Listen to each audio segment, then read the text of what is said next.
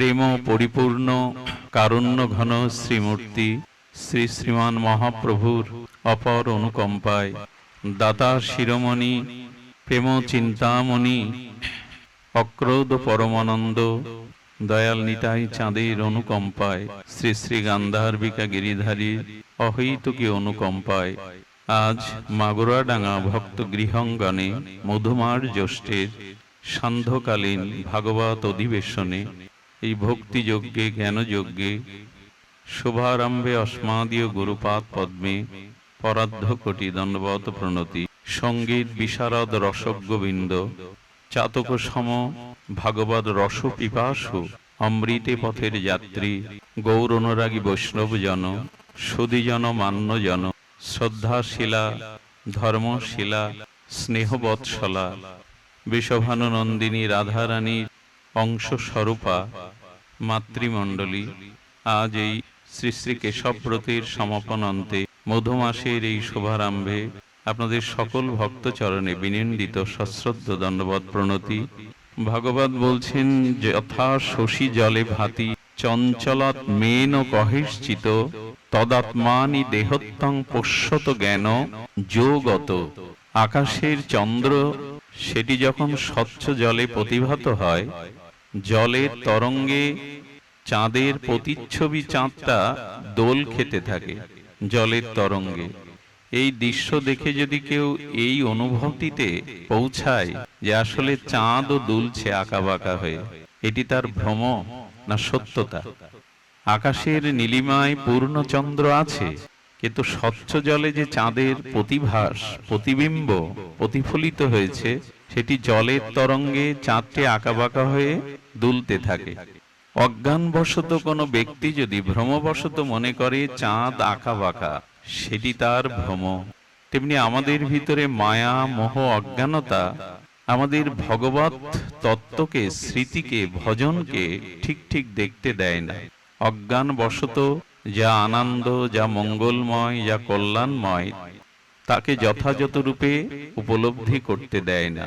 এবং চাঁদ যেহেতু তরঙ্গায়িত জলে আঁকাবাঁকা হলেও সে আঁকাবাঁকা নয়, তেমনি ভ্রমবশত যারা মনে করে এই সংসার দেহ আমি আমার এটাই সত্য, তারাও ভ্রমবশত অজ্ঞানবশত ভুল দেখে। দেহ আমার নয়, সংসারও আমার নয়, এগুলি আমার স্বরূপ নয়। আমার স্বরূপ আমি ভগবানের স্বরূপ নিত্য দাস, আমি চেতন অমল সহজ সুখরাশি আত্মস্বরূপ।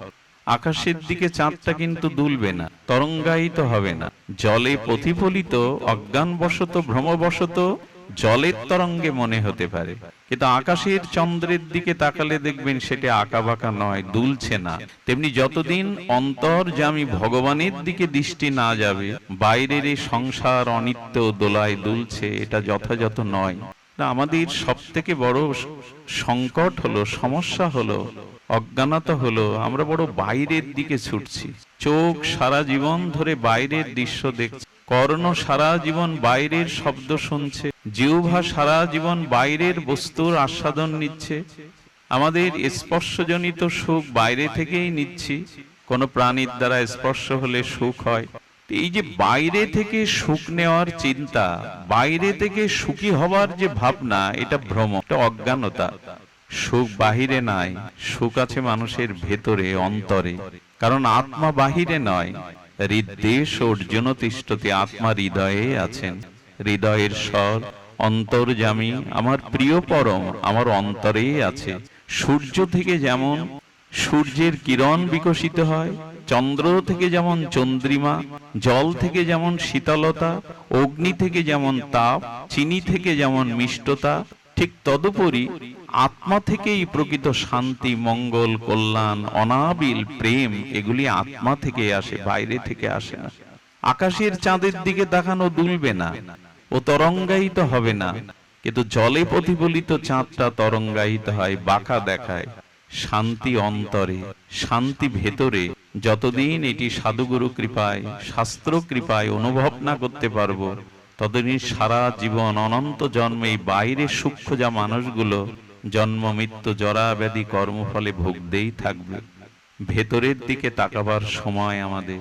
ভাগবত সেটিই বলছেন, তুমি বাইরে থেকে সুখ নিতে যেও না, অন্তরের সুখ নিতে চেষ্টা করো। দেখুন, এখন বৈশাখ পেরিয়ে জ্যৈষ্ঠের তাপদাহ পুড়ছে, প্রকৃতি পুড়ছে, মানুষের তাপদাহ শরীরও পুড়ছে, শীতলতা কোথায়? খুব ভালো একটি লীলা মনে পড়ল। শ্রী গোবিন্দ সখাদের নিয়ে মথুরায় এসেছেন। কংসের রঙ্গশালায় কৃষ্ণ বলরাম তার প্রিয় ব্রজের সখাদের নিয়ে মথুরা পরিভ্রমণ করছে। কিন্তু যারা রাখাল বেশে শ্রীধাম মধুময় বৃন্দাবনের ফুলময়, আনন্দময়, কুসুমময় শ্রীধাম বৃন্দাবনে যারা উন্মুক্ত হয়ে আর পরম আনন্দে উদ্দোলিত হয়, ধেনু চড়ায়, কখনো যমুনায় পুলকিত হয়ে জলকেলি করে, কখনো কদম্ব বৃক্ষ ওঠে, কখনো বা মায়েদের দেওয়া আঁচলে বনভোজন, যমুনার তলে পদ্মের পত্রে বনভোজন করে আনন্দ পায়। আর সাথে তো স্বয়ং আনন্দময় মুরলীধারী শ্যাম সুন্দর তিনি তো আছেন। এই আনন্দ শহরের এই মথুরার রাজপুরীতে এসে এই কোলাহল, এই জনজীবন, রাজপ্রাসাদ এসব দেখে সখাদের মোটেও ভালো লাগছে না। কানাই, ফিরে চল, এটা আমাদের আনন্দের জায়গা নয়, এটা আমাদের প্রীতির জায়গা নয়। না আছে ফুল, না আছে চন্দন, না আছে কোনো বন, না আছে যমুনা। ফিরে চল কানাই। ব্রজবাসীদের না বৈকুণ্ঠ ভালো লাগে না। যারা ভগবানের লীলার সঙ্গে এদের বৈকুণ্ঠ, একবার বৈকুণ্ঠ গোবিন্দ এদের নিয়ে গিয়েছিল। বললো না রে, এখানে সব মর্যাদা, মানে একে অপরকে সম্মান করে, এখানে সবই আছে, কোনটা নেই, কিন্তু কোথায় যেন কি নাই। এই জন্য যারা ব্রজকে ভালোবেসেছে, যুগলকে ভালোবেসেছে, যারা যুগল মাধুর্য আস্বাদন করেছে, বৈকুণ্ঠও তাদের কাছে ভালো লাগার বিষয় নয়। এই যেমন ভাগবত যাদের ভালো লেগেছে, আর কিছু তাদের মনে ধরবে না। হরিনাম হরিকথা ছাড়া আর কিছু দিয়ে এদের আনন্দ দিতে পারবেন না। তো কি হয়েছে, সখাদের মনতুষ্টির জন্য গোবিন্দ ভ্রমণ করতে করতে হঠাৎ দেখছেন ভোজরাজ কংস, তার জন্য আপনারা জানেন জটিলা প্রতিদিন একটু কুসুম মালা আর চন্দন নিয়ে যেতেন। তো কৃষ্ণ জটিলাকে দেখে পেছন থেকে বলছে সুন্দরী। এই প্রথম জটিলাকে কেউ সুন্দরী বললো, কারণ ভগবান অসুন্দর কিছু দেখে না, যার যেমন দৃষ্টি সে তো তেমনই দেখে। হে সুন্দরী যেই বলেছেন, এবং উপহাস করে না, সমাদর করে সম্মান করে ডাকছেন হে সুন্দরী। এত মধুর কণ্ঠ কারো হতে পারে? পেছনে ফিরিয়ে দেখে উনি তো কুজো, উঁচু হতে পারেন না, কিন্তু যতটুকু চরণের দিকে দৃষ্টি দিয়েছে উনি মোহিত হয়ে গেছে। সুন্দরী, তোমার হাতে যে চন্দন ফুলমালা আমার সখাদের একটু দেবে? গোবিন্দ চাইছেন। তো গোবিন্দের চরণ সৌন্দর্য দেখে তখনও মুখের দিকে তাকায়নি, আর কণ্ঠের সেই মধুময়তা দেখে কবজা একরকম মোহিত হয়ে গেছে। সারা জীবন কংসকে চন্দন পরালাম, পথে ঘাটে কতজনের সাথে সাক্ষাৎ হয়, মুখ ফিরিয়ে নাই, আমাকে আমার দিকে কেউ দৃষ্টিও দেয় না, আমি কুবজা, আমি অসুন্দরী, আমার দিকে দৃষ্টি কেউ দেয় না। সুন্দর করে ডাকলো সুন্দরী বলে, আমি দেব তোমাদের চন্দন। এই যে একটা কথা বলি, চন্দনের ধর্ম কি? চন্দনের ধর্ম শীতলতা এবং সুগন্ধ। চন্দন মাথা যন্ত্রণা করলে খাঁটি চন্দন দেবেন, শীতল হয়ে যাবে। সাধুরা বলছে কি, চন্দন চর্চিত করে যদি অঙ্গে লেপন করেন অঙ্গ শীতল হতে পারে, কিন্তু সংসারের জ্বালা, মনের তাপ শীতল হবে তো হয় কি? মনের যে তাপ, সংসারের যে তাপ, তা কি চন্দনে শীতল হয়? তবে তা শীতল করার এক চন্দন আছে। যদি জেনে নিতে পারেন, মেনে নিতে পারেন, আস্থা বা বিশ্বাস রাখতে পারেন, হৃদয় শীতল হবে, জ্বালা দূরীভূত হবে। চন্দন শীতল, তা তাকে দেহকে শীতল করে, কিন্তু অন্তর শীতল করার চন্দন হলো সাধু সঙ্গ। সাধুরায় হলো কিছুক্ষণ এখানে এইসব সাধুদের মধ্যে বসে থাকুন, এখানে কিছুক্ষণ বসে থাকুন, যদি শ্রদ্ধায় বসে থাকেন, যদি উৎকর্ণ পিপাসায় হরিকথা শুনতে থাকেন, এইসব ভজনানন্দী সাধুদের অঙ্গের যে বাতাস, এদের হৃদয়ের যে ভজন অনুভূতি কণা, এটা আপনাকে এখন শান্ত করবে। সংসার ভুলে যাবেন, তাপ ভুলে যাবেন। তাই কোটি চন্দনও যেমন অন্তরের ত্রিতাপ তাপকে শীতল করতে পারে না, অন্তরের বিষয় ত্রিতাপ দগ্ধিত জীবকে অন্তর শীতল করতে পারে সাধুরূপ চন্দন। আর কি হয় জানেন? চন্দন ঘর্ষণ করলেই কেবল তার সুবাসিত গন্ধে আমোদিত হয় আশেপাশের বাতাস, আশেপাশের পরিবেশ। ঠিক তেমনি সাধু সঙ্গ হরিকথাকে ঘর্ষণ করতে থাকলে, শ্রবণ কীর্তন করতে থাকলে একটা অনাবিল পরিবেশের সুবাতাস বয়ে যায়, প্রেমের বাতাস, ভক্তির বাতাস, শ্রদ্ধার বাতাস। এইখানে এখন পরিবেশটা দেখুন, কেউ কোনো অসৎ চিন্তা করতে পারবেন না, কারো মনের মধ্যে কুভাবনারও উদয় হবে না। তার মানে চন্দন ঘর্ষণ করলে যেমন তার সুবাসিত পরিবেশ মুগ্ধ করে, আনন্দিত করে, ভাগবত শ্রবণ কীর্তন ঘর্ষণের দ্বারা সেই পরিবেশে অনাবিল প্রেমময় শান্তির বাতাস বয়ে যায়, সুবাস বয়ে যায়। এগুলো উপলব্ধির জিনিস। তো আজ কুবজা বলছে চন্দন দেব, সখাদের মালা দিলেন, সকলের ললাটে চন্দন এঁকে দিলেন। বলে মালা না হলে ভালো লাগে বৃন্দাবনবাসীদের? ফুল চাই, মালা চাই। একটা জিনিস বলি, অনেকেই সোনার অলংকার গড়িয়ে দেন ঠাকুরকে, কিন্তু ভগবানের সত্যি যদি অলংকার দিতে চান, সাজাতে চান, তবে ফুল দিয়েই মানায় ভগবানকে। সোনা আমরা দেই বটে, দেওয়া অনুচিত নয়, কিন্তু বৃন্দাবনের ঠাকুরকে ফুল ও শোভাতেই শোভিত করতে হয়। আশ্চর্য বৃন্দাবন। বৃন্দাবনে গোবিন্দ বা রাধারানীর চরণে যে আলতা পরানো হয়, ওটাও কেমিক্যাল আলতা না, এক রকমের ফল আছে, ওটা বাড়লে আলতার থেকে লাল হয়, ওই পরায় ব্রজবাসীরা। সবকিছু প্রাকৃতিক, প্রকৃতিজাত, স্নিগ্ধ, বিশুদ্ধ। ব্রজে নাই কি? রাধারানীর চরণে সোনার নূপুর পরানো লাগে না, নূপুর রাজাটি একটা ফল আছে, ওটা পরিয়ে দিলে রুনুঝুনু বাজতে থাকে। ব্রজে নাই কি? সবই আছে, আজও সবই আছে। ব্রজের যে কোনো বস্তুর স্বাদ অপ্রাকৃত। আজও যে বৃক্ষগুলি আছে সেগুলি চিন্ময়, সব কিছুই তো চিন্ময়। চিন্তামণি ধাম শ্রীধাম বৃন্দাবন। এই জন্য ফুলের দ্বারা ভগবানকে যতটা শৃঙ্গার করা যায়, আনন্দ দেওয়া যায়, অন্য কিছুতে যায় না। তাজ ফুল পেয়ে সখারা আমোদিত হয়েছে। তখন কৃষ্ণ কুবজাকে বলছেন, তুমি আমাদের আনন্দ দিয়েছ, আর যে ভগবানকে আনন্দ দেয়, ভগবান তাকে কিছু দেওয়ার জন্য ব্যস্ত হয়ে যায়।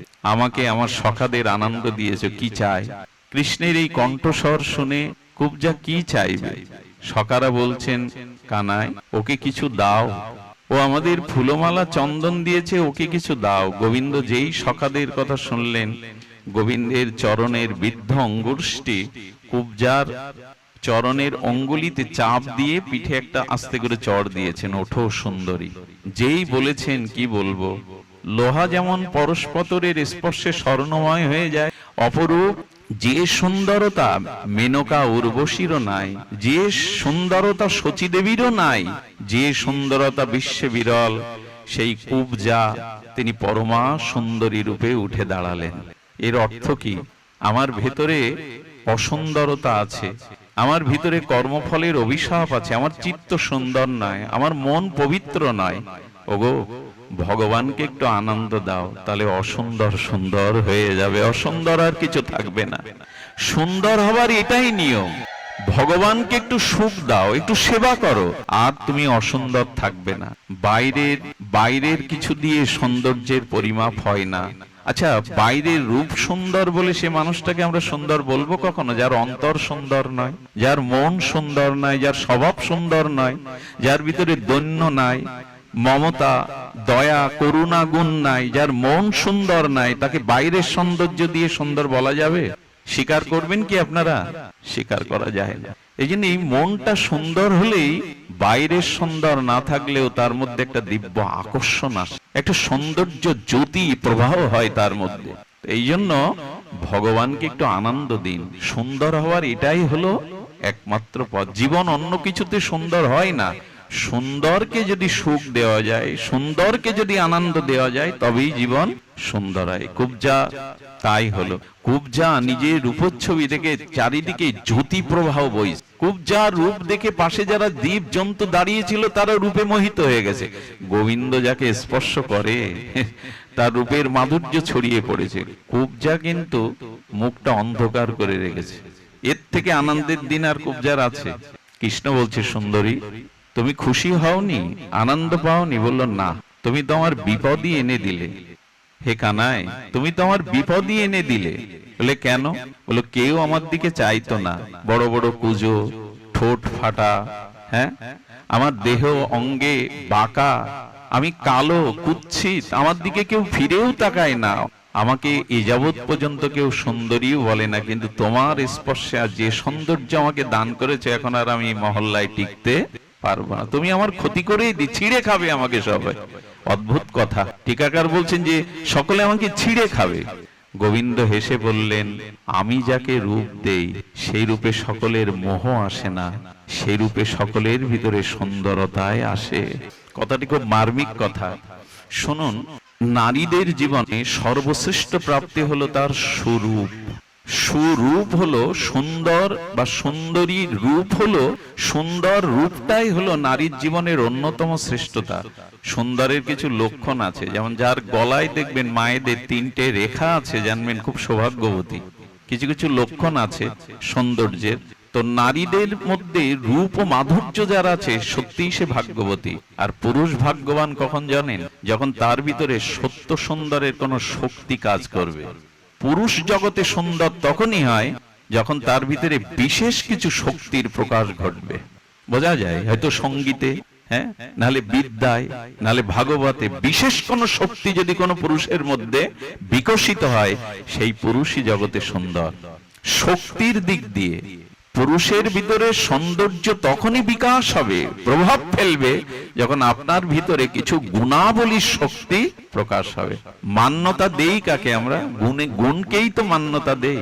এই জন্য পুরুষের জীবনে কোনো শ্রেষ্ঠ গুণকে আঁকড়ে ধরতে হয়, নাহলে তোমার ওই রূপ যৌবন বাড়ি গাড়ি ওগুলোতে তোমার শান্তি হবে না। আজকে তাকিয়ে দেখুন, কোন গুণ যদি না থাকে, কোন বিশেষ শক্তির প্রকাশ যদি পুরুষের মধ্যে না থাকে, এ সংসারেও কারো মান্যতা পায় না, পরিবারেও কারোর মান্যতা।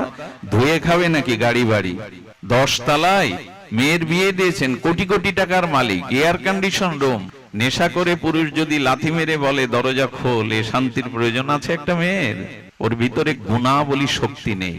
এই জন্য পুরুষ তখনই সুন্দর হয় যখন তার ভিতরে বিশেষ কোন গুণের প্রকাশ ঘটে। এখানে বিল্বমঙ্গলকে কেউ দেখতে আসেননি। এখানে বিল্বমঙ্গলের ওই রক্ত মাংসের পিণ্ড একটা শরীর, বরঞ্চ আপনার দিকে আরো আমরা অসুন্দর, কিন্তু এতগুলো মুখ তাকিয়ে আছে কেন জানেন? তোমার মধ্যে দুটো হরিকথা প্রকাশ হয় বলে আমরা এসেছি, তোমাকে দেখতে আসেনি। তোমাকে আমাদের কোনো প্রয়োজন নেই, এখানে আমার কাছে আপনাদের কোনো প্রয়োজন নেই। এখানে যারা এসছেন আমার কাছে আপনাদের জগতের কোনো প্রয়োজন নেই, তবু এসে মুখের দিকে কেন তাকিয়েছেন? গুরু কৃপায়, ভগবত কৃপায় তোমার মধ্যে দুটো হরিকথা প্রকাশ হচ্ছে বলে তোমাকে চায় না, তোমার মুখে হরিকথাই চায়। কোন একটা গুণাবলী জগতে কারো মধ্যে যদি প্রকাশ হয়, সেই পুরুষই জগতে, আর সেই রমণী শ্রেষ্ঠ যার ভিতরে গুণের সাথে রূপের মাধুর্য আছে। তবে ভগবান যে কথা বলেছিলেন প্রত্যেকটা মার শোনা উচিত, মেয়েদের শোনা উচিত। গোবিন্দ বললেন, যে আনন্দ তুমি আমায় দিয়েছো আর যে রূপ আমি তোমাকে দিয়েছি, এই রূপের মধ্যে সকলে তোমার রূপ দেখে মুগ্ধ হবে না, তোমার স্বরূপ দেখে মুগ্ধ হবে। কথাটি খুব মূল্যবান। যে মেয়েদের রূপ আছে, মায়েদের রূপ আছে, তাদের ভিতরে যে ভগবত স্বরূপের ভাবনা না থাকে, ওই রূপ তার জীবনে ধ্বংসের কারণ হয়ে যাবে, অন্যের ধ্বংসের কারণ হয়ে যাবে। প্রদীপ জ্বললে তার উদ্দীপ্ত শিখা দেখে যেমন কীট পতঙ্গ গুলো ওই রূপে ঝাঁপ দিয়ে পুড়ে মরে, বোঝা যায়। প্রদীপ জ্বালিয়ে দেন, আগুনের শিখার রূপ দেখে কীট পতঙ্গ গুলো ঝাঁপ দিয়ে ওখানে কি করে? পড়ে মরে। তো যার ভেতরে ভগবত স্বরূপের চেতনা নেই, সেই রমণী যদি রূপবতী হয়, সে সংসারকে ধ্বংস করে ফেলবে, পরিবারও ধ্বংস করবে, অন্যদেরও ধ্বংস করবে। গোবিন্দ বললেন, যে রূপ আমি তোমায় দিয়েছি এই রূপে কেউ মোহিত হবে না, তোমার স্বরূপ দেখে সবাই মোহিত হবে, তোমার স্বরূপ দেখে সবাই মোহিত হবে। কোন কোন মায়েদের দেখলে দেখবেন মাথাটা নত হয়ে যায়, তাকে মা বলে ডাকতে স্বাদ হয়, তার দিকে কুদৃষ্টি দেওয়ার ক্ষমতা কোন কামক পুরুষেরও থাকে না। এগুলো আমি উপলব্ধি করেছি বলেই বলছি। বৃন্দাবনে এমন এমন মাতাজিকে দেখা যায় যাদের দেখলেই মাথাটা নত হয়, তারা রূপের সাথে সাথে স্বরূপ তাদের ভিতরে জাগ্রত হয়েছে। রূপের সাথে সাথে যদি স্বরূপ জাগ্রত হয়, সেই সৌন্দর্য জগতে মঙ্গলের কারণ হয়ে দাঁড়ায়। সেই সৌন্দর্য, কথাগুলো খুব মর্মস্পর্শী কথা। এই জন্য যারা রূপ পেয়েছেন তাদের সেই রূপে স্বরূপের ভাবনা ভাববেন, তবে ওই রূপ সার্থক। আর যারা আমরা রূপ পাইনি, তারা ভেতরে যদি স্বরূপকে জাগাতে পারি, ভগবত স্মৃতিকে জাগাতে পারি, এই জগতে তাদের থেকে সুন্দরী বা সুন্দর এই জগতে কেহ নাই। স্বরূপ স্মৃতি জাগাতে হবে। আমার একটা ঘটনা মনে পড়ে, এসি ভক্তি বেদান্ত প্রভুপাদ আমাদের অমৃতের সন্ধানে পত্রিকায় লিখেছিলেন। এক ভক্তপ্রবর তিনি লিখেছিলেন, আমেরিকাতে একটা বড় কোম্পানিতে একটি সুন্দরী ভারতীয় মহিলা চাকরি করে। এত সুন্দরী যে তার সুন্দরের বা সৌন্দর্যে মোহিত হয়ে ওই যে বড় কোম্পানির যিনি মালিক তিনি মোহিত হয়ে গেলেন। কিন্তু ঘটনাক্রমে এই মাতাজির শুধু রূপ ছিল না, গুরুদেবের কাছে দীক্ষার পরে ইস্কনে আশ্রিত হওয়ার পরে হরিনাম পাওয়ার পরে তার স্বরূপও জেগে গিয়েছিল। প্রসাদ ভোজী ছিলেন, নিত্য নাম জপ করতেন। তো এই যে স্বরূপ জেগে গেছে গুরু কৃপায়, হরিনামের কৃপায়, এই জন্য বাইরের রূপের সাথে সাথে তার স্বরূপেরও রূপ বিকশিত। তো কি করে জানেন, জন্মদিনটা আজকাল তো সব ডাটা পাওয়া যায় মোবাইলে, অমুক তমুক, ওই মেয়েটার জন্মদিন জেনে ওই যে ডিরেক্টর যিনি, ওই যে কোম্পানির মালিক যিনি, তাকে গাড়ি উপহার পাঠায়, দামি দামি উপহার পাঠায়, স্বর্ণ পাঠায়, বা দরজার সামনে রেখে আছে শুভেচ্ছা বলে। উনি বুঝতে পারলেন মাটা, একদিন নিজেই বললেন আপনি আমার সাথে দেখা করুন। অফিস একটা রুমে একান্তে বললেন, কি চাই আমার কাছে আপনি স্পষ্ট করে বলুন, কেন এগুলি পাঠান, কেন এমন করছেন, এই দেখুন স্বরূপ জাগলে কি হয়। তখন বলছে আমি তোমাকে চাই, একদিনের জন্য হলেও জীবনে তোমার জন্য আমি সব জলাঞ্জলি দিতে পারি। ঠিক আছে, 15 দিন পর এই চাবি নিন, হোটেলের অমুক নাম্বার রুমে আমার সাথে দেখা করবে। কি করলেন জানেন এই মা, ভগবানকে গুরুদেবকে স্মরণ করে আমেরিকার খুব বড় একজন মেডিকেল অফিসারের কাছে গেলেন, গিয়ে বললেন আমার শরীরে এমন কিছু ওষুধ প্রয়োগ করুন, ডায়রিয়া, রক্ত কলেরা, এভাবে হয়ে যেন আমার যৌবন, আমার স্বাস্থ্য শুকিয়ে হাড়গুলো থাকে, তবে আমি মরতে চাই না, এই জীবনে এখনো ভজন সারা হয়নি, ফিরে আসতে চাই, কিন্তু আমাকে দেখে যেন সকলের ভীতি হয়, আকর্ষণ না হয়। দীর্ঘ 15 দিন মেডিসিন দিয়ে রক্ত বমি, রক্ত কলেরা, আমাশা, এগুলো হতে হতে শরীর জীর্ণ হয়ে গেল। আর যে মল মূত্র বমিগুলো বাইরে আসতো এক একটা পাত্রে ধরে রাখতো, স্টিলের পাত্রে ধরে, ওই যে 15 দিন পর হোটেলের যে রুমে যেতে বলেছে ওখানে সাজিয়ে উনি বেডে শুয়েছিলেন। ওঠারও শক্তি নেই, কথা বলারও শক্তি নেই, জরাজীর্ণ হয়ে গেছে, হাড়গুলো বেরোনো। উনি তো 15 দিন কল্পনার জগতে ভাসতে ভাসতে দামি গাড়ি নিয়ে হোটেলের দরজা খুলে দেখেই চিৎকার করে, কে তুমি এখানে? ক্ষীণকণ্ঠে বলছেন, যাকে ভোগ করবার জন্য আপনি সর্বস্ব ধ্বংসের উন্মাদনায় মেতেছেন সেই আমি, আমাকে ভোগ করুন। তোমার সেই রূপ কোথায় গেল, স্বাস্থ্য, যৌবন, উজ্জ্বলতা কোথায় গেল? বলে সবই আছে ওই পাত্রের মধ্যে। যে রক্ত বমিগুলো, যে বমনগুলো, যে মলমূত্রগুলো বেরিয়েছে, ওগুলো পাত্রে ধরে রাখা ছিল। দেখে উনি ঘৃণায় চিৎকার করে উঠেছেন, আমি তোমাকে চেয়েছি, তবে তোমার মতো জরাজীর্ণ হাড় নয়, তোমার রূপ যৌবনকে চেয়েছি। বলে ওইগুলোই তো আমার ভেতরে ছিল, ওই মলমূত্র, নাড়ি ভুড়ি, হাড় ছাড়াই চামড়াটা তুলে দেখুন, কোন সুন্দরী চামড়া তুলে দেখুন, ভেতরে যা আছে স্পর্শ করলে আপনাকে আবার স্নান করতে হবে, সরিয়ে নিয়ে যেতে বলে। এই যে চামড়াটা তুলে নিন, কেমন জানেন, দুর্গা প্রতিমা বিজয়া দশমীতে যে বিসর্জন হয় না, পরের দিন নদীতে গিয়ে দেখবেন আছে মায়ের সেই রূপার আছে, খড়কুটো গুলো বেরিয়ে গেছে, তখন আর চিন্ময়ী মা বলে মনে হবে কি, খড়কুটো গুলোই বেরিয়ে গেছে। ঠিক তেমনি চামড়াটা তুলুন, এর ভেতরে যে রক্ত মাংস এখনই আমাদের ভিতরে মলমূত্রে ভরা, কত কিরমিকিটে ভরা, নাড়ি ভুড়িতে ভরা, ওগুলো দেখলেই বমি হবে আপনার, শুধু চামড়াটা উপরে দিয়ে ঢাকা। তাই গোবিন্দ বললেন, যার রূপ আছে সে যদি স্বরূপ জাগায়, তবে ওই রূপে দেখে কারো কামনা মোহ জন্মায় না, বরঞ্চ ওই রূপ দেখলে স্বরূপ ভগবানের রূপ মনে পড়ে তার। চিন্তা নেই কুবজা, আমি তোমাকে যে স্বরূপ জাগিয়ে দিলাম, আর কেউ তোমার দিকে কামনার দৃষ্টিতে, এই জন্য স্বরূপ জাগান।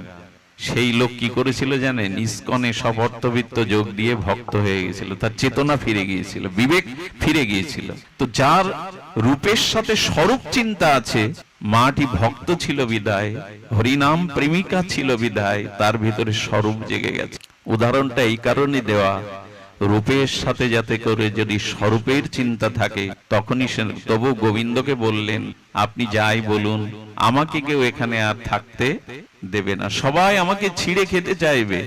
গোবিন্দ তখন বললেন, আমি তোমাকে অধিকারও দেব। সাধারণী, সমর্থা, সাধারণী, সামঞ্জস্যা, এই 3 প্রকারের গোবিন্দের।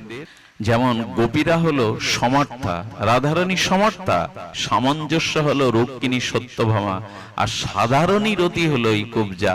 কুবজাকে স্ত্রীর মর্যাদা দিয়েছিলেন গোবিন্দ, যাতে আর কেউ তোমার দিকে না তাকায়।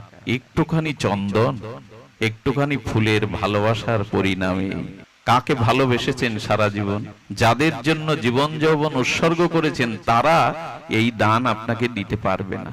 এই জন্য ভালোবাসাটা সঠিক জায়গায় দিন, যাতে নিজের জীবন আনন্দময় সুন্দর হয়ে ওঠে।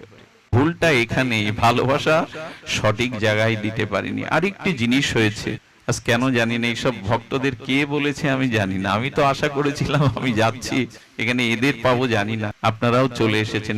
এখন যে পরিবেশ, সেখানে ভাগবত স্বয়ং প্রকাশ হন। তার শুনে আমরা জানি আমাদের করণীয় কি। করণীয়টা আর কিছু নয়, মদ চিত্ত মদগত প্রাণা, এইটুকুই। গীতার এই শব্দ দুটি আমরা একটু যদি গ্রহণ করি, মদ চিত্ত মদগত প্রাণা বোধয় অন্ত পরস্পরম, এই ভাগবত শ্রবণের মাধ্যমে, সাধু সঙ্গের মাধ্যমে পরস্পরের যেদিন বোধ উদয় হবে, চেতনার উদয় হবে, সেদিন ভগবানেই আমরা কেবল মন দিতে পারবো, তদ্গত প্রাণ হয়ে যাব। তার দৃষ্টান্ত দেখুন, ভগবানে একান্ত ভজন চাই। এই কথাটি একটু আমি আপনাদের সকলের কাছে অনুরোধ করছি বিশেষভাবে ধ্যান দেওয়ার জন্য, মনোযোগ দেওয়ার জন্য। আমাদের সমস্যা হলো আমরা একান্তি ভক্ত হতে পারছি না। শব্দটা কি বলা হলো? একান্তি। এক ভগবানের প্রতি আমাদের একান্ত মনোভাব, সর্বস্ব তাকে দেওয়া। 10-5 জনকে মন দেওয়া যায় না।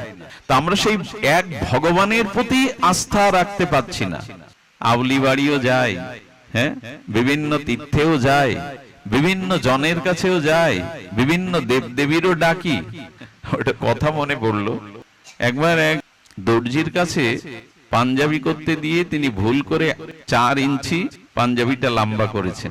দর্জি ভুল করতে পারে, বাড়ি এসে গায়ে দিয়ে দেখে 4 ইঞ্চি মতো। তো উনি একটু তাড়াতাড়ি মাকে বলছেন, মা এই 4 ইঞ্চি পাঞ্জাবির ঝুলটা কেটে দিয়ে সেলাই করে দিয়ে তো। 10 মিনিট পর উনি স্নান করতে গেছেন, এসে বলতে, মা বৃদ্ধ মানুষ, মাকেই বা কেন বলা? স্ত্রীকে বলছে, আচ্ছা মার মনে না থাকতে পারে, তুমি 4 ইঞ্চি একটু কেটে দিও তো। স্ত্রী বলার পরে তাও ভরসা না করতে পেরে মেয়েরে বলে যাচ্ছে, আমি কাজে যাচ্ছি মা, তোর মা যদি মনে না থাকে তুই 4 ইঞ্চি কেটে একটু সেলাই করে দিস। কয় ইঞ্চি হলো? গায়ে দেওয়া যাবে তো? গায়ে দেওয়া যাবে। বাড়ি এসে দেখে হাফ প্যান্ট হয়ে গেছে। আমাদের দুর্দশ, আমরা কার কাছে যে যাব এটাই ঠিক করে পারি না। একবার ঝাড়, একবার ফু, একবার কবিরাজ, একবার আউলি বাড়ি, একবার গোবিন্দ, কার কাছে না যাই। একান্তি না হওয়া পর্যন্ত কিন্তু আপনি কৃপা পাবেন না। এই জায়গাটায় আমাদের ভুল হয়ে যাচ্ছে। লীলার দ্বারা যদি আমরা বলি স্পষ্ট বুঝতে পারবো। দেখুন, আপনি যখন খুব নিষ্ঠার সহিত এক শ্রীগুরু পাদ পদ্মে, এক যুগ, এক নিতাই গৌর বা নাম ধর্মে একান্তি হবেন, প্রলয় হয়ে যাক জগতে, একান্তি যখন হবেন, এটা অদ্ভুত লীলা। তুলসীদাস গোস্বামী রঘুপতি রামচন্দ্রের একান্ত পরম ভক্ত। রাম বিনা তিনি কিছু বোঝেন না। উনি বৃন্দাবনে এসছেন, আর ব্রজের যা স্বভাব, জয় রাধে, জয় জয় রাধে, সবাই ঠেলার গাড়ি আলা, রিক্সা আলা, ঘোড়ার গাড়ি আলা, দুধ আলা, কাঠ আলা, জয় রাধে, এই ছাড়া তাদের শব্দ নেই। আজও তাই, আজও জয় রাধে বলবে। এবং ওই দেশের এমন নিয়ম, আগে মিষ্টি কথা বলে পরে তিতো কথা বলবে। ঝগড়াও যদি করতে হয় তো জয় রাধে বলে ঝগড়া করবে। এরকম দেশ আর পৃথিবীতে নাই। ঝগড়া করবে তবু জয় রাধে বলেই ঝগড়া করবে, এমন দেশ আর নাই।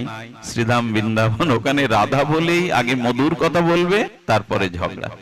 তো তুলসীদাস গোস্বামী যাকে দেখছে, ওনাকে দেখে সাধু ভেবে জয় শ্রী রাধে, জয় রাধে বলছে। উনি বলছেন জয় সিয়ারাম, জয় সিয়ারাম। এখন যাকে দেখছেন, একজনকে ডেকে এক বৃদ্ধ ভজনানন্দী ব্রজনিষ্ঠ এক মহাপুরুষকে ডেকে বলছেন, আচ্ছা এখানে যে জয় শ্রী রাধে, জয় শ্রী রাধে বলছে, বলুক, আপত্তি নেই। আমি তো জয় সিয়ারাম, জয় সিয়ারাম বলছি। তো ওরা অন্তত জয় রাধে না বলে জয় রাধে শ্যাম বলুক, শ্যামের নামটা নিচ্ছে না। বুঝতে পারছেন? তুলসীদাস গোস্বামী বলছেন, আমি তো জয় সিয়ারাম, জয় সিয়ারাম বলছি। উনি তো আর রাধেশ্যাম বলবেন না, ওনার একান্তে রামচন্দ্র সীতামায়ের চরণে নিবেদিত। তুলসীদাস গোস্বামী উনি দর্শনও করেছিলেন রাম সীতা, হনুমানজি ওনার গুরু। এই কলিযুগে চিহ্নিত বাল্মীকি এসেছিলেন তুলসীদাস গোস্বামী হয়ে, রামচরিত মানুষের মতো দিব্য গ্রন্থ জগতে প্রকাশের জন্য। তো উনি বলছেন যে অন্তত জয় রাধে শ্যাম বলুক। ব্রজবাসী বাবা বলছে, না গো, শোনো, রাধে শ্যাম একসাথে বললে কৃষ্ণ যতটা সন্তুষ্ট না হবে, এক শ্রীরাধে বললে গোবিন্দ তার থেকে কোটি গুণ সন্তুষ্ট হবে। তা আবার ওর সাথে শ্যাম জোড়াবো কেন? যদি রাধে বললে কৃষ্ণ কোটি গুণ সন্তুষ্ট হয়, শ্যাম নামের থেকে, এটাই নিয়ম। একটা ময়ূর না শ্রী গোবিন্দের নন্দভবনের সামনে, যশোদা নন্দ ভবনের সামনে একটা ময়ূর বসে বসে এক বৃক্ষতলায়, কৃষ্ণ যখন সখাদের সাথে গোষ্ঠে যেত তখন কৃষ্ণ শ্রীকৃষ্ণ জয় শ্রীকৃষ্ণ বলতো। 6 বছর ধরে বলেছে। আশা কে জানেন? জয় শ্রীকৃষ্ণ বললে যদি কৃষ্ণ এসে একবার একটু বুকে নেয়, কিন্তু 6 বছরের মধ্যে কৃষ্ণর দিকে ফিরেও তাকায়নি। ময়ূরটা রাগ করে অভিমান করে বলছেন, 6টি বছর ধরে জয় শ্রীকৃষ্ণ বলছি, তুমি আমার দিকে একবার তাকালেও না। আসলে সত্যিই তুমি নিষ্ঠুর। আমি যদি বর্ষনায় গিয়ে জয় রাধে বলতাম, রাধারানী আমায় কৃপা করে দিত, রাধারানী আমায় কৃপা করে দিত, তোমার এখানে আমি থাকবো না। বর্ষনাতে চলেছে, যেতে যেতে বর্ষনায় যখন প্রবেশ করছে, তখনই এক সাধু ওই ময়ূরকে ডেকে বলছে, যাচ্ছ বর্ষনায়, কিন্তু ওইখানে যেন জয় কৃষ্ণ বলো, ওখানে কিন্তু জয় রাধে বলো না। রাধারানীর সামনে তুমি যদি রাধে বলো, রাধাও তোমার দিকে তাকাবে না। সাধু সঙ্গ কেন করতে হয়? বলছে ওইখানে গিয়ে জয় কৃষ্ণ বলবে। বলে 6 বছর বললাম তাকালো, বলে এখানে বললে কাজ হবে। রাধারানীর দুয়ারে এসে যেই রাধারানী অষ্টসখী পরিবৃতা হয়ে বেরোচ্ছেন, জয় শ্রীকৃষ্ণ যেই বলেছে, কৃষ্ণ নাম কানে যাওয়ার সাথে সাথে রাধারানী ব্যাকুল হয়ে ময়ূরটাকে ছুটে এসে জড়িয়ে ধরে চুম্বন করেছে। সঙ্গে সঙ্গে কেঁদে বললে, রাধারানী 6 বছর ধরে যাকে ডাকলাম সে বুকে নিল না, আদর করলো না, একবার নাম শুনে তুমি আমাকে এভাবে কৃপা করলে। বললেন, তোর জানা নেই, ওইখানে গিয়ে তুই আমার নাম একবার বলে দেখ, ওইখানে একবার জয় রাধে বলে দেখ, গোবিন্দ এমনি করেই তোকে বুকে টেনে নেবে। ফিরে এলেন, সেই যথা অবাক্ত ঔষধ জয় রাধে বললে গোবিন্দ সেদিন ছুটে এসে তাকে বুকে নিয়ে নিল। এই জন্য যখন নন্দালয়ে যাবেন তখন জয় রাধে বলবেন, আর রাধারানীর কাছে যখন যাবেন বর্ষনায় তখন জয় শ্রীকৃষ্ণ বলবেন। রাধারানীর কর্ণে ওই নামটা বড় আদরে প্রবেশ করে, উৎকণ্ঠায় প্রবেশ করে। এই জন্য সাধু সঙ্গে এই জন্য করতে হয়, কোথায় কোন ব্যবহারটা এটা মহাত্মারা জানেন। তো কি হয়েছে, তুলসীদাস গোস্বামী বুঝলেন যেখানে জয় রাধে বললে বৃন্দাবনে গোবিন্দ, জয় রাধে শ্যামের থেকেও তিনি আনন্দ, খামাকা আর কি বলবো, যাতে গোবিন্দের আনন্দ হয় তাই তো বলবো। এই জন্য গৌড়ীয় ব্রজবাসী বৈষ্ণবরা আদে ছাড়া আর কিছু বলেন না, জানেন না। তো কি হয়েছে, তুলসীদাস গোস্বামী মন্দিরে গিয়ে ভগবানকে প্রণাম করছে না, কারণ সব জায়গায় তো শ্যাম সুন্দর, সেখানে তো রাম সীতা নাই। একজন বলছেন, মহাত্মা এতদিন ব্রজে এলেন, একবারও তো প্রণাম করতে দেখলাম না আপনাকে।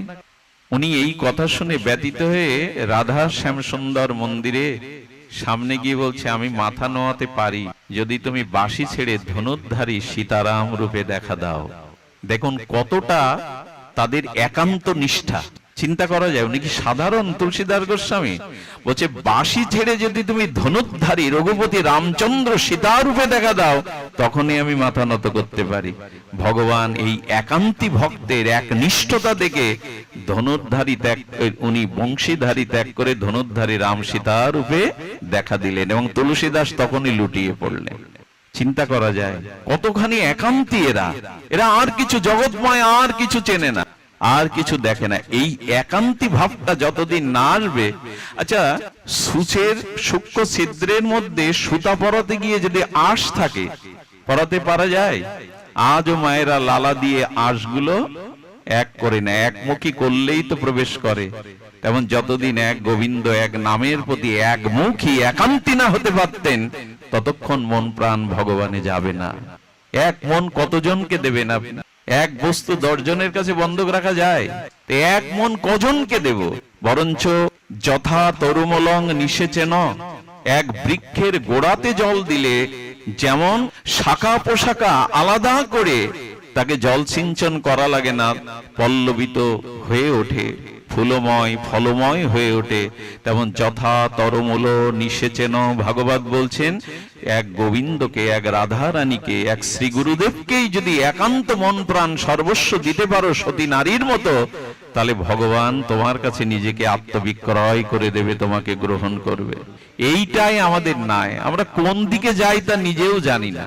আরে মরতেও যদি হয়, ঠকতেও যদি হয়, ওই চরণ ধরে মরুন, আর কোন চরণে যাওয়ার। এই একান্তি ভাবটা আমাদের মধ্যে, আমরা যে পাত্রে যাই সেই রং ধারণ করি। এই জন্য আমাদের ভক্তি নিষ্ঠা আসছে না, আমাদের ভজনে নিষ্ঠা আসছে না। তো সেখানে কি বলছেন খুব ভালো করে শুনুন। ব্রজ বৃন্দাবনে দেখুন, আপনি যখন যথাযথ ভজনও করবেন তখন দেবতারাও আপনার সাথে শত্রুতা করবে। খুব মার্মিক একটা কথা শুনুন। একবার হরিদ্বারে গুরুকুলে এক পিতামাতা এসেছে, তার পুত্রকে ওইখানেই তিনি বেদ শিক্ষা, গুরুকুলের আধ্যাত্মিক শিক্ষায় শিক্ষিত করার জন্য দিয়েছেন। তো সেদিন গুরুদেব পাঠ করছেন যোগাবশিষ্ট রামায়ণ।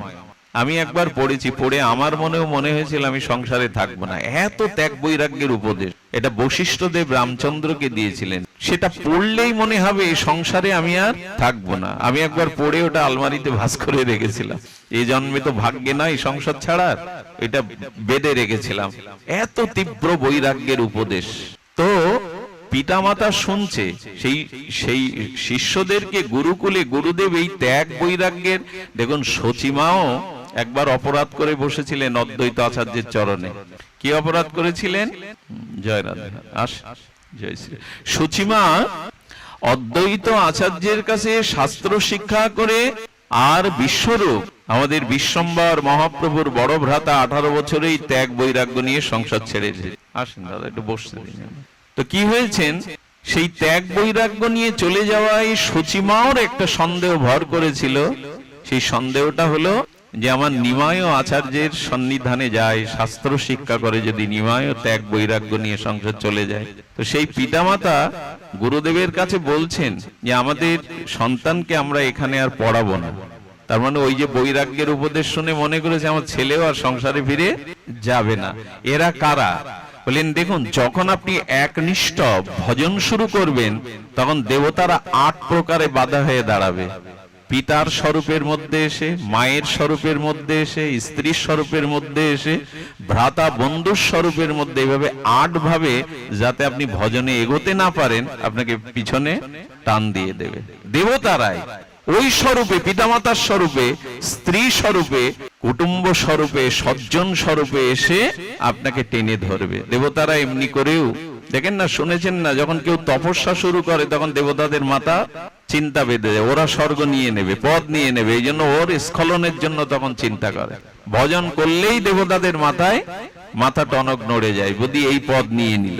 এই জন্য একান্তি হবেন। অনেক পরীক্ষা আসবে, পিতা টেনে ধরবে, মাতা টেনে ধরবে, বন্ধু টেনে ধরবে, পরিবারের মানুষ টেনে ধরবে। এখনো সময় হয়নি, কেন এইসব আবিলতা করছো? কিন্তু এইসবে একান্তি ভাব যেন রুদ্ধ না হয়। তার দৃষ্টান্ত হলো ব্রজে। আপনারা জানেন গিরিরাজ গোবর্ধনের গোবিন্দ নিজে অর্চন শুরু করলেন, এতদিনের ইন্দ্রজাগ যজ্ঞ বন্ধ করলেন, আর ওইটুকু বালকের 6 বছর বালকের কথা শুনবে ব্রজবাসীরা, নন্দ মহারাজ শুনবে। কতটা গোবিন্দের প্রতি, কানাইয়ের প্রতি নিষ্ঠা দেখুন। বহু পরম্পরা ধারায় আজ ইন্দ্র যজ্ঞ বন্ধ করে আজ গিরিরাজের অর্চন করলেন, গিরিরাজকে সন্তুষ্ট করলেন ওইটুকু বালকের কথায়। কতটা একান্তি হলে তবে ওইটুকু বালকের কথা ইন্দ্র পূজা বন্ধ করে গিরিরাজ তারা আরাধনা করলো। একবার ভাবুন না। এর দ্বারা আমি জানাতে চেষ্টা করছি যে একান্তি হন, এক চরণেই পড়ে থাকুন, 10 জায়গায় গিয়ে বিভ্রান্ত হবেন না। একান্তি ভজন না হলে ভগবান আপনার কাছে নিজের আত্মবিক্রয় করবেন না, সর্বস্ব তিনি অর্পণ করবেন না। এই জন্য অনন্য চিন্তান্তমাং, অনন্য ভাবে এক শ্রী গোবিন্দ, এক গৌর গোবিন্দের সবাইকে মানো, সবাইকে মানো, কিন্তু মনটা, অনুরাগটা, ভালোবাসাটা, ভজনকে এক চরণে দাও। 10 জনকে দিতে গেলে ভ্রান্ত পথে চলে যাবে। একান্তি ভজন হও, তা না হলে হবে না। সবাইকে সম্মান করবেন, কিন্তু মন, অনুরাগ, ভালোবাসা, অর্চন সেই এক চরণেই দিন। যথা তরমূল নিষেচন, অনন্যগত চিত্ত হইয়া মনটা শুধু ভগবানকেই দাও, আর কাউকে দিতে হবে না। ওইখানে দিলেই সব প্রাপ্তি। আপনারা জানেন দেবরাজ ইন্দ্র কতটা প্রকোপিত হয়ে হিংসার দ্বারা ব্রজবাসীদের প্রাণনাশের জন্য কিভাবে মুষলধারে বৃষ্টি, কিভাবে বজ্রপাত করেছিলেন। একজন ব্রজবাসী ব্রজ ছেড়ে চলে যায়নি। তাদের ভরসার কেন্দ্র কে? ভরসার কেন্দ্র এইটুকু কানাই। তাদের আর অন্য কোনো ভরসা ছিল না। এই জায়গাটাই ভাগবতে, এই লীলাটাই বলছেন, দেখে নাও ব্রজবাসীদের, একান্ত ভাবে চরণে শরণ নাও। তারা আর কোনো দেবতার কাছে যায়নি, ব্রজ ছেড়ে কেউ মৃত্যুর ভয়ে যায়নি। ইন্দ্র যদি 7 দিন তার প্রকোপের বজ্র বৃষ্টি দেয়, সে কি সাধারণ? প্রলয়ের মতো তিনি বজ্র বৃষ্টি দিলেন। 7টা দিন গোবিন্দ দেখলেন কেউ ব্রজ ছেড়ে যায়নি। যদি মরতেই হয় আমাদের কানাইয়ের মুখ দেখে মরবো, ব্রজ ছেড়ে যাব না। এরকম যখন একান্তী ভাবে তার চরণে শরণ আছে, তখনই তো গোবিন্দ গিরিরাজ ধারণ করেন। উনি তখনই ভাবলেন, হে জগৎ, এই লীলার দ্বারা জেনে যাও যে ব্রজবাসীরা আমার প্রতি কতটা একান্তী, তারা অন্য নাম জানে না। একবার গোপীরা কুয়ো থেকে জল তুলছে, আর পাশে পুরুষরা ব্রহ্মার কথা বলছে। তো গোপীদের মধ্যে আলোচনা আছে এই ব্রহ্মাটাকে, ওরা ব্রহ্মাও চেনে না। তো এক গোপী বলছেন, হবে আমাদের কৃষ্ণের কেউ দাস, হয়তো তার কথা বলছে। এরা ব্রহ্মারও খবর রাখে না, বলছে আমাদের গোবিন্দের দাস হবে হয়তো। একবার রথে করে একজন যাচ্ছেন, অনন্য ভক্ত। তিনি অনন্য বিদায় রাস্তার 2 ধারে ভক্তরা পুষ্প বৃষ্টি করছে, সম্মান দেখাচ্ছে। এখন বৃন্দাবনের এক নিষ্কিঞ্চন সাধু এই রাস্তার মাঝখানে দাঁড়িয়ে, রথটা এসে যখন থামলো, সেবকরা বলছে, দেখছেন না অনন্য ভক্ত আসছে বৃন্দাবনের, আপনি পথ ছেড়ে দিন। উনি পথ ছাড়ছেন না। তখন সেই মহাত্মা অনন্য ভক্ত নেমে এসে বলছেন, কে আপনি, পথ কেন ছাড়ছেন না? বলে, আপনার পরিচয়? বলে, আমি ভগবানের অনন্য ভক্ত। তখন উনি রাস্তার মাঝে দাঁড়িয়ে বলছে, আপনি যদি অনন্য হন, আমি ফনন্য ভক্ত। তো যে অনন্য তো বুঝলাম, ফনন্য বুঝলাম না। বলে, বুঝলেন না? আপনি জানেন যে ব্রহ্মা, মহেশ্বর, বিষ্ণু, নারায়ণ আছেন, এ জেনেও আপনি গোবিন্দ চরণে একান্ত ভজন করেন। আর আমি জানি না আমার কানাই ছাড়া বিশ্ব ব্রহ্মাণ্ডে অন্য কেউ আছে।